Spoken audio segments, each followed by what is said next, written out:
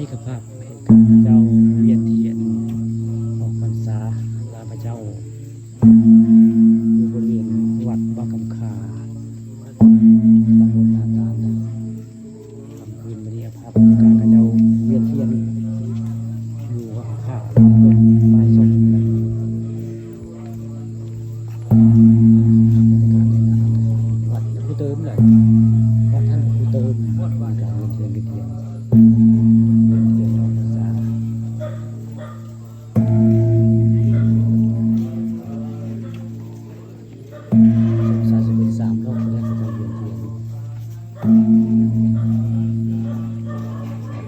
ตีมืออยู่เลยหก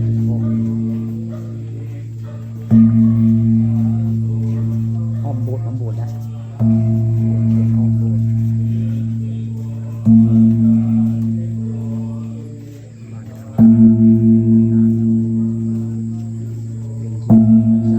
ลาพระเจ้าปีนึงก็มีเข้ากับ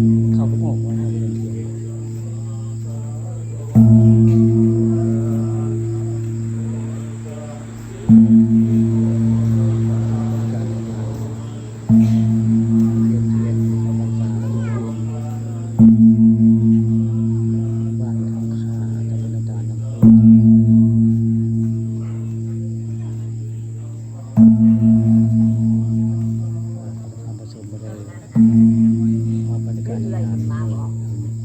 เวียนเทียนเข้าพรรษาได้3 รอบจะครบ3 รอบพระเจ้าเวียนเทียนนี่ครับบรรยากาศในงาน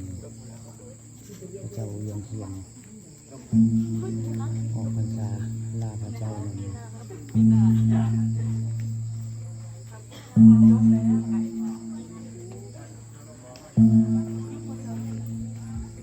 ตีกอง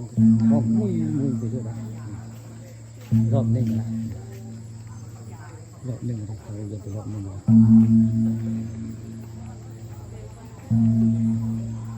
สงสัยจะเป็น3 ห้องบนแนวสงสัยจะเป็น3 ห้องของเรียนเทียนบนแนวจะเป็น3 ห้องนี่คือรอบที่2นะนี่คือรอบ2ในเรียนเทียนรอบที่2อย่างที่ภาพบรรยากาศพระเจ้าเวียนเทียนออกพรรษาลาพระเจ้าอยู่เวียนวัดมาข้างขาแล้วนี่ลุงประจนเพิ่งมานำลุงประจนเพิ่งมานำเลยรอบ2เลยเวียนเทียนรอบ2เลย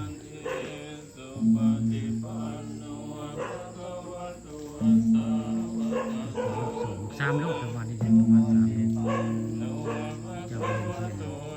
เป็นว่า3 รอบ